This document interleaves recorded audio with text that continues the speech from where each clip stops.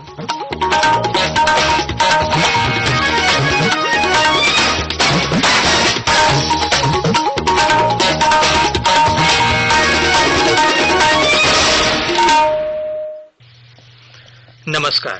प्रादेशिक समाचार के साथ मैं गुरु स्वरूप मिश्रा। पहले मुख्य समाचार। प्रधानमंत्री नरेंद्र मोदी ने देश के 6 राज्यों में स्वामित्व योजना का किया शुभारंभ। कहा, अगले 3-4 वर्षों में देश भर में लागू करने का होगा प्रयास। राज्य में अब तक 90% से अधिक कोरोना संक्रमित हुए स्वस्थ। पिछले 24 घंटे में 697 नए मामले सामने आए।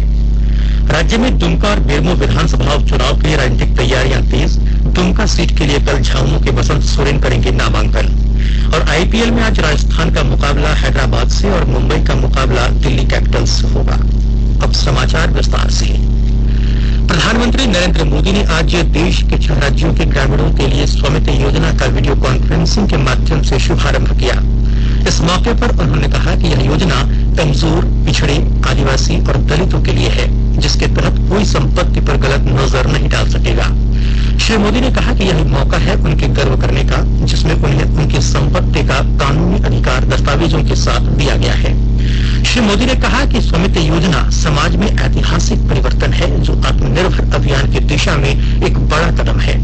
यह ग्रामीणों को आत्मनिर्भर बनाने में महत्वपूर्ण प्रयास है। उन्होंने कहा कि अगले 3-4 वर्षों में यह योजना देश भर में चलाने का प्रयास किया जाएगा।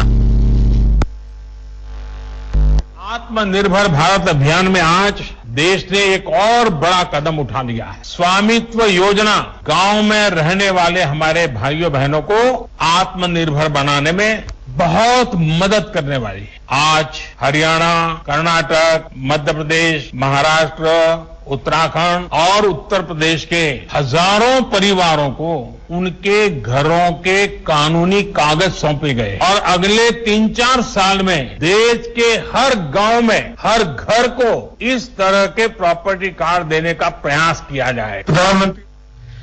इसके पूर्व प्रधानमंत्री ने विभिन्न राज्यों के लाभुकों से संवाद भी कायम किया। इस मौके पर खाद्य प्रसंस्करण मंत्री नरेंद्र सिंह तोमर ने स्वागत भाषण देते हुए योजना के उद्देश्यों पर प्रकाश डाला। मौके पर इससे संबंधित लघु फिल्म भी दिखाई गई। मुख्यमंत्री हेमंत सोरेन ने फादर स्टीन स्वामी की गिरफ्तारी का सोशल मीडिया के जरिए विरोध जताया है। उन्होंने ट्वीट कर पूछा है कि गरीब, वंचितों और आदिवासियों की आवाज उठाने वाले 83 वर्षीय बुजुर्ग को गिरफ्तार कर केंद्र सरकार क्या संदेश देना चाहती है। उन्होंने पत्रकारों से बातचीत करते हुए कहा कि देश की संवैधानिक संस्थाएं किस रूप से काम कर रही हैं, आज यह सबके सामने है। उन्होंने जोर दिया कि यह केंद्र सरकार के इशारे पर किया जा रहा है। राज्य में कोरोना संक्रमित मरीजों के स्वास्थ्य में तेजी से सुधार हो रहा है। अब तक 90% से अधिक संक्रमित स्वस्थ होकर अपने घर लौट चुके हैं। पिछले 24 घंटे के दौरान 1131 संक्रमित स्वस्थ हुए हैं। वहीं 697 संक्रमितों के नए मामले हैं। इनमें रांची के 270 मामले शामिल हैं। इसके अलावा जमशेदपुर से 67, बोकारो से 46, चतरा 16, देवघर से 13, धनबाद से 65, दुमका से 4, गढ़वा से 18, गिरिडीह से 22, गोड्डा से 14, गुमला से 22, हजारीबाग से 14, जामताड़ा से 8, खूंटी से 5, कोडरमा से 12, लातेहार से 8, लोहरदगा से 2, पाकुड़ से 4, पलामू से 8, रामगढ़ से 21, साहेबगंज से 10, सरायकेला से 21, समतेगा से 6 और पश्चिमी सिंहभूम से 21 संक्रमित मरीज मिले हैं। विकास भारती के सचिव पद्मश्री अशोक भगत ने लोगों से कोरोना से बचाव के लिए प्रधानमंत्री की अपील पर अमल करने का आह्वान किया है। प्रधानमंत्री नरेंद्र मोदी ने सबसे अपील किया है, अगर जीवन दूरी है, कोरोना से बचना है तो 2 गज की दूरी, मास्क है जरूरी। इसका हम सब ध्यान रखें, नहीं तो अगर ढिलाई बरतेंगे तो डॉक्टरों को चक्कर फंस करके परेशान होंगे। अशोक भगत, विकास भारती की संपर्क।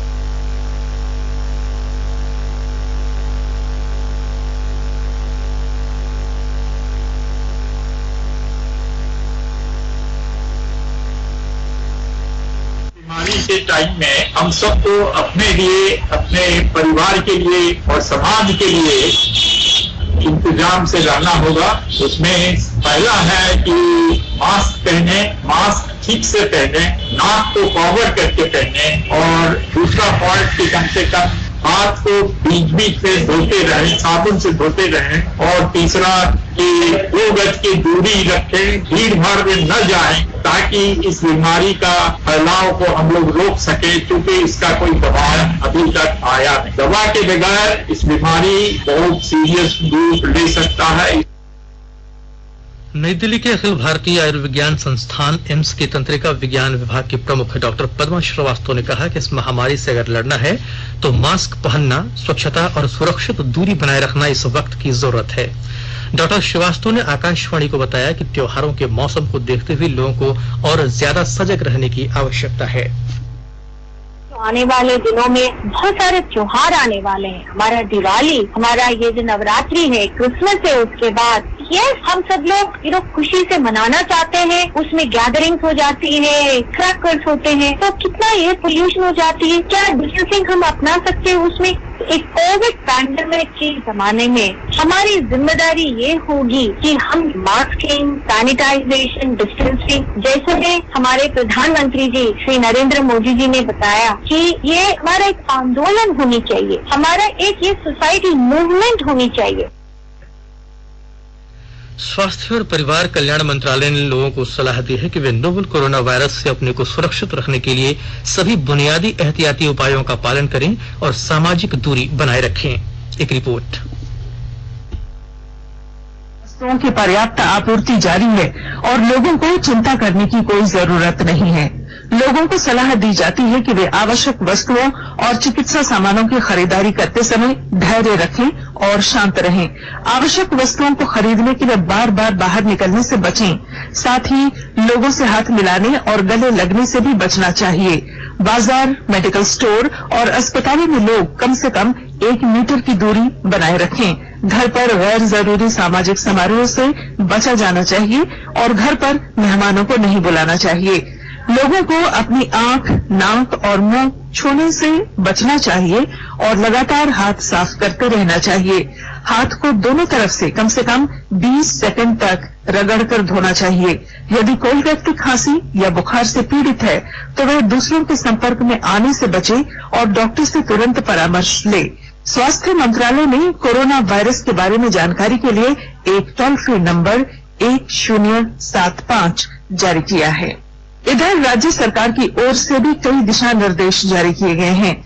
इस सिलसिले में सरकार ने हेल्पलाइन नंबर 181 जारी किया है। सरकार ने कहा है कि कोरोना वायरस से संदिग्ध तौर पर संक्रमित कोई व्यक्ति पाया जाता है तो इसकी सूचना 0651 जो रांची का कोड है और टेलीफोन नंबर 2261-000 तथा 2261-002 के अलावा फैक्स नंबर 2261-856 और मोबाइल नंबर 9955837428 पर दी जा सकती है।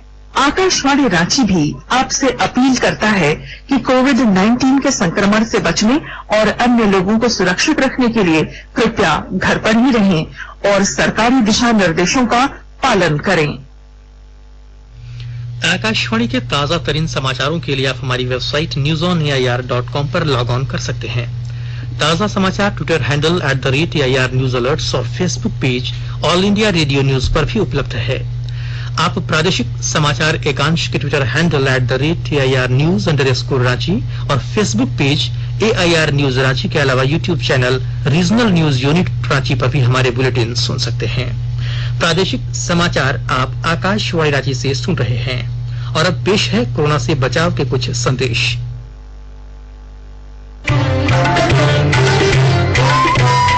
कोविड-19 से बचाव और सुरक्षित रहने के 3 उपाय। मास्क लगाएं, 2 गज दूरी है जरूरी, सुरक्षित दूरी रखें, हाथ और मुंह साफ रखें।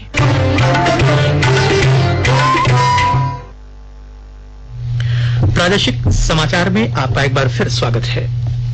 राज्य में दुमका और बेरमो विधानसभा उपचुनाव के लिए 3 नवंबर को मतदान होना है। इसे लेकर सभी प्रमुख राजनीतिक पार्टियां रणनीति बनाकर चुनाव की तैयारियां कर रही हैं।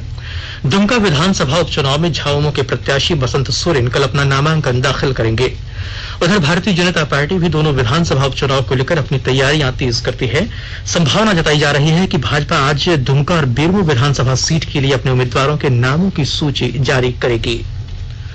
प्रधानमंत्री नरेंद्र मोदी इस महीने की 25 तारीख को आकाशवाणी से मन की बात कार्यक्रम में देश और विदेश में रह रहे लोगों से अपने विचार साझा करेंगे। यह मन की बात कार्यक्रम की 70वीं कड़ी होगी।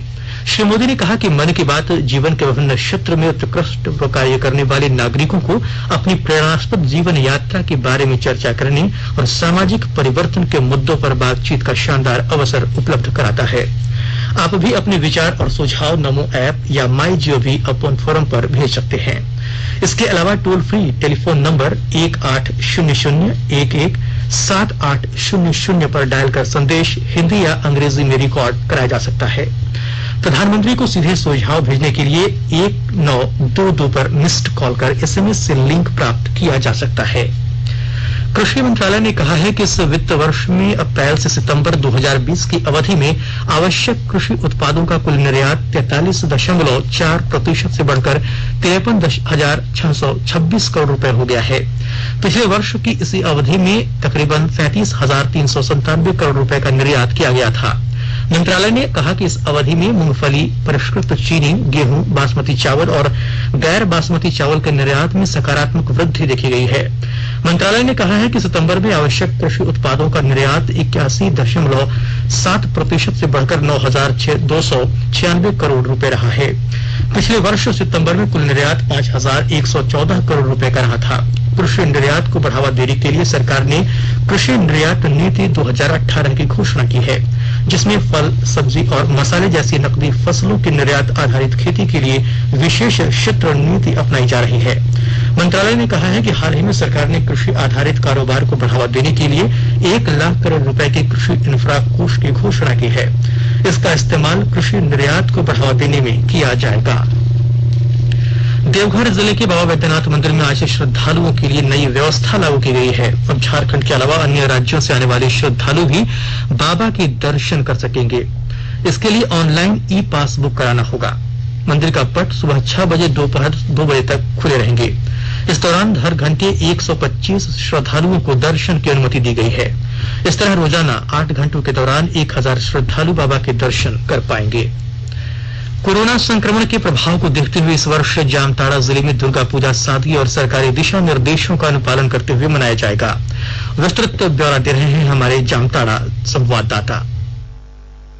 कोरोना संक्रमण के प्रभाव को देखते हुए इस वर्ष जामताड़ा जिले में दुर्गा पूजा सादगी और सरकारी दिशा निर्देशों का अनुपालन करते हुए मनाया जाएगा। इस संबंध में उपायुक्त फैज अहमद मुमताज, पुलिस अधीक्षक दीपक कुमार सिन्हा ने जिले के अधिकारियों एवं पूजा समिति के सदस्यों के साथ बैठक कर आवश्यक दिशा निर्देश दिया। उपायुक्त ने कहा कि पूजा पंडाल में एक समय में पुजारी और आयोजक को मिलाकर सिर्फ 7 लोग रह सकेंगे। किसी तरह का प्रसाद भोग का वितरण या भोज कराने की इजाजत नहीं होगा। मास्क, फेस कवर और सामाजिक दूरी का अनुपालन अनिवार्य होगा। पुलिस अधीक्षक दीपक कुमार सिन्हा ने कहा कि कोविड-19 के प्रोटोकॉल का उल्लंघन करने वालों के विरुद्ध विधि सम्मत कार्रवाई की जाएगी। सुभाष प्रसाद सिंह, आकाशवाणी समाचार, जामताड़ा। साहिबगंज में दुर्गा पूजा सरकार की गाइडलाइन के अनुसार आयोजित करने को लेकर समितियों की बैठक की गई। बैठक में एसडीओ पंकज शाह ने निर्देश दिया कि पूजा पंडाल के अंदर कम से कम लोग रहें, पूजा करने वक्त ज्यादा भीड़ न लगने दें, प्रसाद वितरण नहीं होगा और न ही कोई साउंड सिस्टम रहेगा। मास्क पहनना अनिवार्य है। इस दौरान सोशल डिस्टेंसिंग का सभी को पालन करना होगा। पाकुड़ जिले के महेश्वर प्रखंड में पीएम आवास योजना के लाभुक बालेश्वरी सोरेन के बैंक खाते से 50,000 रुपए साइबर अपराधियों द्वारा उड़ा लिया गया है। अपने साथ घटी घटना को लेकर बालेश्वरी सोरेन ने महेशपुर थाने में लिखित शिकायत की है। थाने में आईटी एक्ट के तहत मामला दर्ज कर लिया गया है।